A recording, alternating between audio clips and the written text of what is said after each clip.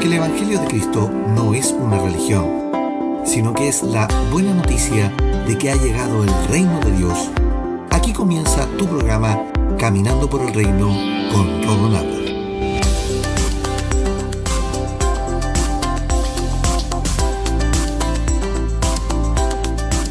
Bienvenidos a Caminando por el Reino, tu programa de enseñanza de la gracia a tu casa. Anteriormente en Caminando por el Reino, esta semana estamos conversando acerca de los 2 evangelios en tiempo de los apóstoles. Y en el episodio anterior aprendimos lo siguiente. 1. Pablo escribe a los Gálatas o Galos amonestándolos por haber cambiado en tan poco tiempo la doctrina del evangelio recibida, ya que solo había pasado un poco más de un año del primer viaje de Pablo a esa provincia romana que está en la actual Turquía. Segundo, el primer viaje de Pablo ocurre después de pasado un poco más de 10 años de trayectoria en el Evangelio, por lo que el apóstol tenía experiencia y conocimientos suficientes para emprender la travesía. Tercero, los hermanos en Antioquía de Siria estaban trabajando en el ministerio de la palabra y ayunando cuando vino el Espíritu Santo para dar la orden de apartar a Pablo y a Bernabé para ese viaje apostólico. Cuarto, es el Espíritu Santo el que guía el viaje, y no es una orden de algún ministro de Antioquía, y menos un plan de Pablo o Bernabé para la expansión del Evangelio. Entonces, si el viaje estaba 100% ordenado por el Espíritu Santo, y además tuvo un resultado impactante en la región, si los gentiles y judíos recibieron el mensaje, ¿por qué cambiaron el Evangelio recibido los galos o gálatas? ¿Fue por los celos de los judíos del éxito de Pablo y Bernabé? ¿Fue por alguien que los convenció que la doctrina de Pablo ya no servía? Leamos lo que nos dice la palabra del Señor. Es el propio Pablo que continúa hablándonos acerca de lo que ocurre en el capítulo 1 de Gálatas.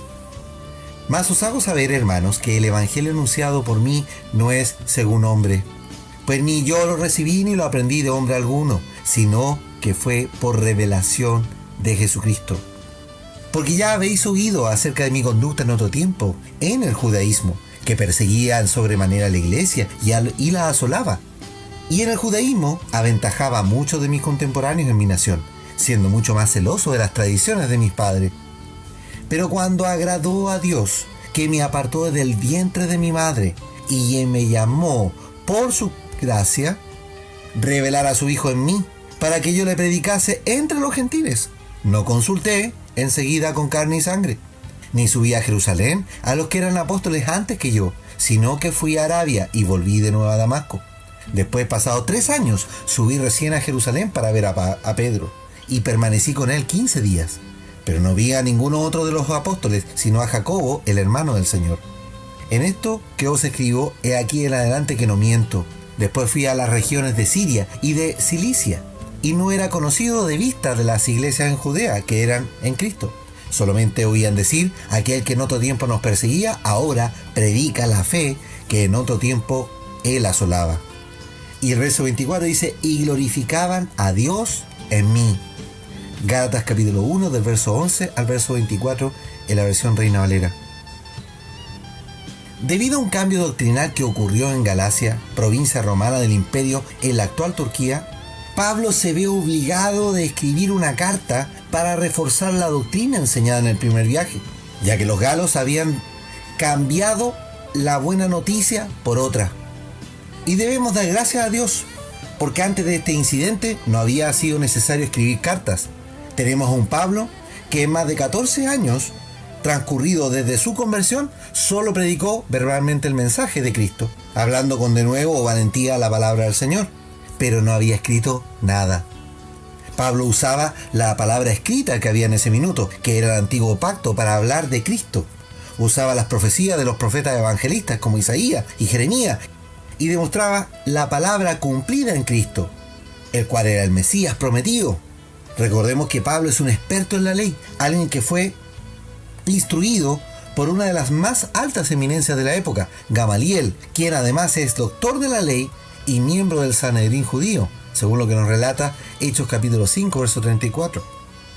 Ahora bien, Pablo no era un hombre ignorante de la palabra. Tenía la revelación divina y la guía del Espíritu, Él no iba a enseñar algo que estuviera fuera de la voluntad de Dios. Por esta razón que debe defender quién es Él, quién era antes, y contarle a los galos o gálatas de su trayectoria en el Evangelio y de quién recibió todo esto. Él mismo dice, el Evangelio que recibí no es de un hombre, pues ni yo lo recibí, ni lo aprendí de hombre alguno, sino por revelación de Jesucristo. Eso dice el verso 11 y 12. Incluso él mismo dice que ni Pedro, ni del resto de los apóstoles había recibido apoyo doctrinal. Y todos los que habían oído de su mala reputación antes de recibir a Cristo, ahora glorificaban a Dios. Pues Pablo es un testimonio vivo de la obra transformadora que Dios hace en un hombre, de cómo el Señor lo transforma de un enemigo letal de la Iglesia al más importante precursor de la gracia del Señor. Entonces, ¿de dónde provenía el mensaje de la doctrina que era distinto y que había cambiado a los Gálatas? Leamos lo que continúa en el capítulo 2. Luego, 14 años más tarde, regresé a Jerusalén, esta vez con Bernabé, y Tito también vino. Fui a Jerusalén porque Dios me reveló que había de hacerlo. Durante mi tiempo allí, me reuní en privado con los que eran reconocidos como los dirigentes de la iglesia y les presenté el mensaje que predico a los gentiles.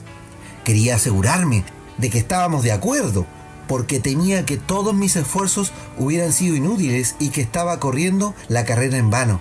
Miren lo que dice Pablo en esto. Él tenía cierto temor de que lo que estaba enseñando fuera distinto de lo que se estaba enseñando en Jerusalén. Y él tenía un miedo de saber de que lo que estaba enseñando hubiera sido en vano. Leamos el verso 3. Sin embargo, ellos me respaldaron y ni siquiera exigieron que mi compañero Tito se circuncidara, a pesar de que era griego.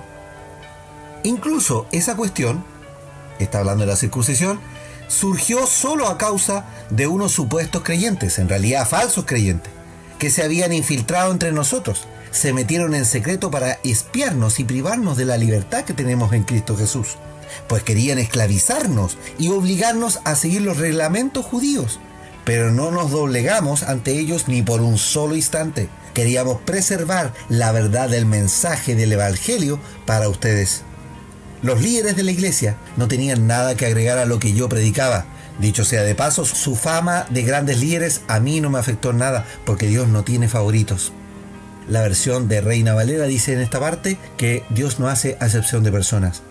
Al contrario, dice el verso 7, ellos comprendieron que Dios me había dado responsabilidad de predicar el Evangelio a los gentiles, tal como le había dado a Pedro la responsabilidad de predicar a los judíos. Pues el mismo Dios que actuaba por medio de Pedro, apóstol a los judíos, también actuaba por mí, apóstol, para los gentiles. De hecho, Santiago, Pedro y Juan, quienes eran considerados pilares de la iglesia, reconocieron el don de Dios que me había sido dado y nos aceptaron a Bernabé y a mí como colegas. Nos animaron a seguir predicando a los gentiles mientras ellos continuaban su tarea con los judíos. La única sugerencia que hicieron fue que siguiéramos ayudando a los pobres, algo que yo siempre tengo deseos de hacer. Gálatas capítulo 2 del verso 1 al verso 10 en la versión NTV. Pablo continúa el relato de los hechos, del respaldo del Evangelio que predica y que era aceptado incluso por Pedro, Santiago, Jacobo y Juan, quienes eran los principales líderes de la iglesia en Jerusalén. Por lo tanto, no había una discusión entre ellos con respecto al Evangelio. Pablo validó con sus padres apóstoles el mensaje y que indudablemente tenía un llamamiento distinto al de Pedro. Pero notamos que falsos hermanos, quienes llevaban el Evangelio con ataduras de la ley judaica, habían llegado para espiar lo que Pablo enseña y seguramente para derribar el mensaje. Es una pena ver cómo en una iglesia tan joven como la de Jerusalén, transcurrido una decena de años, ya había pugna ministerial entre los hermanos que son enviados incluso para espiar a las iglesias, con doctrinas de error que tergiversan la sana doctrina. Pareciera que hoy vivimos una suerte de déjà vu, en que estos mismos elementos y en mayor o peor magnitud tenemos en medio nuestro. Gente que ha tergiversado la sana doctrina, corrompiéndola y poniendo ataduras en vez de dar libertad a los cautivos, como fue desde un principio en Cristo Jesús. Entonces, ¿habían dos evangelios? No habían dos evangelios. Siempre hubo uno solo. Pero los judíos cristianos de Jerusalén predicaban un evangelio que incluía la circuncisión. Y Pablo predicaba un evangelio sin este rito, porque la revelación de la gracia de Dios en él le había dicho que eso no era necesario. Para eso está el bautismo. Entonces tenemos presente un evangelio de salvación con dos tipos de doctrina o corrientes doctrinales, uno con circuncisión y otro sin circuncisión, uno para judíos y otro para gentiles. ¿Era este el plan de Dios, tener una división doctrinal? ¿Acaso no tenemos hoy evangelios con guardar el día de reposo, el sábado, que es de la ley, estando en el nuevo pacto? ¿No tenemos hoy evangelios que hablan de usar el velo en las mujeres? ¿No tenemos hoy evangelios que creen que Dios es trino y tiene tres distintas personas? ¿No tenemos hoy evangelios que hablan de la prosperidad y que Dios te puede hacer millonario si das? ¿No tenemos hoy evangelios que hablan solo de dinero y no de la gracia de Dios? Me parece que la realidad de Pablo en sus días se ha ido corrompiendo cada día más en estos. La corriente doctrinal de la circuncisión con ritos de la ley significó que Pablo no solo siguiera con los viajes a distintas localidades, sino que también fuera movido a reforzar en todas sus cartas que el nuevo pacto era suficiente y que la ley nos salva, que la ley no servía. Por esta razón es que la carta póstuma de Pablo, escrita por Lucas, la carta a los Hebreos, va con un refuerzo amplio, contundente y significativo del nuevo pacto, para que de una vez y por todas frenar una corriente evangelista contraproducente entre dos pactos, uno que legalmente ya no era vigente, como era el pacto de la ley. Por eso que hoy refuerzo estas enseñanzas de las dos últimas semanas en ustedes. No podemos decir estar en la sana doctrina si estamos edificando solo con verdades bíblicas y no con la verdad presente. No podemos estar construyendo bajo el propósito de Dios o decir que estamos construyendo bajo ese propósito si tenemos un fundamento que no está en el nuevo pacto. No podemos ir a las naciones con el vino nuevo en odres viejos. Y no estoy diciendo que no nos tenemos que modernizar. No, hermanos, no se trata de modernismo o no. Se trata de ver lo que es principal, lo que es parte del fundamento. No sirve de nada preocuparnos por el exterior de los creyentes en vez de tener un mensaje que transforma desde el interior de las personas. ¿De qué te sirve predicar emocionalidad hoy si el resultado es el mismo? Dejemos de endulzar el mensaje a nuestra conveniencia y comencemos de una vez y por todas a hablar con valentía de la sana doctrina en Cristo Jesús y de su gracia maravillosa. Dejemos de lado hacer discursos elocuentes de hombres profesionales de la fe y pongamos en obra el poder del Espíritu Santo. Notemos que Pablo llegó a la sinagoga en Galacia, en aquella ciudad, con el mensaje de Cristo, tal cual como fue. No le agregó ni le quitó nada. Y ese mensaje transformó las vidas de esas personas en esa sinagoga, y no solo a ellos, los transformó a toda esa localidad solamente por el poder del Espíritu Santo. Hoy día intentamos endulzar el mensaje, hoy día intentamos poner parafernalia al mensaje, hoy día intentamos poner adornos al mensaje para atraer la atención de las personas. Nos olvidamos que el mensaje, si va con el Espíritu Santo, va a ser más que suficiente, porque es el Espíritu de Dios el que transforma las vidas de los creyentes y no la perspectiva del hombre y no el conocimiento humano de un predicador. Cuando entendamos esto, vamos a hablar de la sana doctrina. Cuando entendamos esto, vamos a hablar del mensaje poderoso del Señor. Cuando nos dejemos guiar por el Espíritu Santo y tengamos en nosotros la palabra de verdad en nuestros labios, el Señor va a hacer una obra poderosa. Y no es necesario poner música a esto, no es necesario poner adornos a esto. Simplemente es hablar lo que dice la palabra del Señor. Oremos al Señor, hermanos. Padre celestial, gracias por la luz de tu palabra. Razón tenía Salomón para decir que no hay nada nuevo bajo el sol.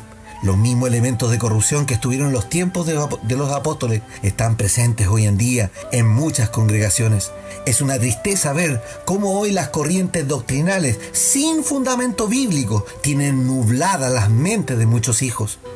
Por eso que no me cansaré de pedirte a ti, Señor, mi Padre Celestial, que reveles y saques de la oscuridad de las doctrinas corruptas de hombres que son profesionales hoy día de la fe y que lo que menos tienen es piedad de amor en sus corazones por las almas. Trae libertad a tus hijos que están esclavos de ritos ridículos que no tienen nada que ver con tu gracia. Señor, manifiesta tu poder en hombres y mujeres de fe que hoy se levanten para anunciar la sana doctrina bajo el fundamento correcto que es el nuevo pacto, el pacto eterno que tenemos en Cristo Jesús.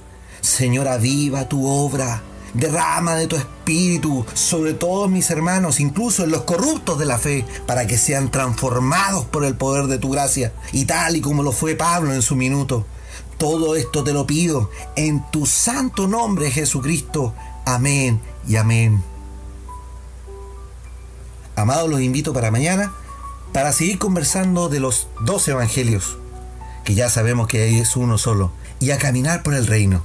Súmate a la campaña de esparcir el mensaje por las redes sociales y plantar la buena semilla para que haya libertad por medio de Cristo Jesús de cualquier lazo y atadura religiosa. Si tienes testimonios o consultas, escribe a nuestro muro de Facebook en facebook.com/Caminando por el Reino y hagamos crecer la familia del Señor. Que la gracia y la paz de Cristo sean en tu vida.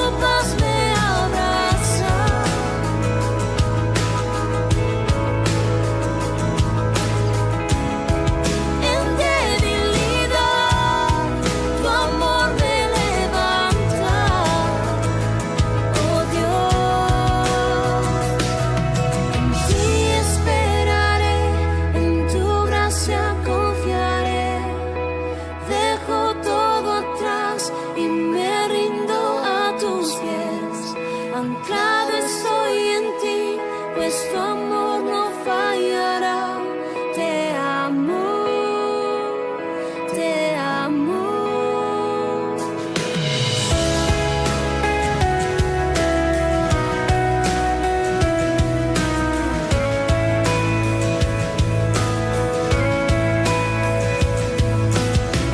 Mi Redentor, mi Salvador, eres fiel.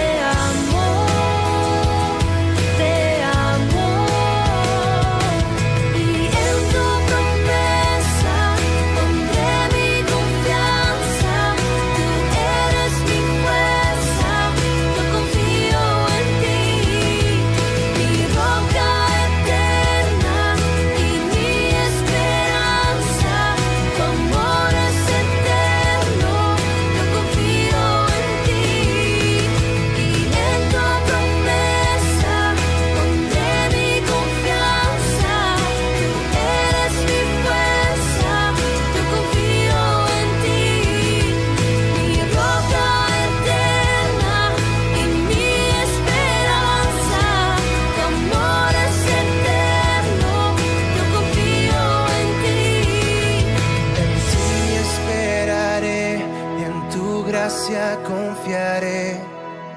Dejo todo atrás y me rindo a tus pies.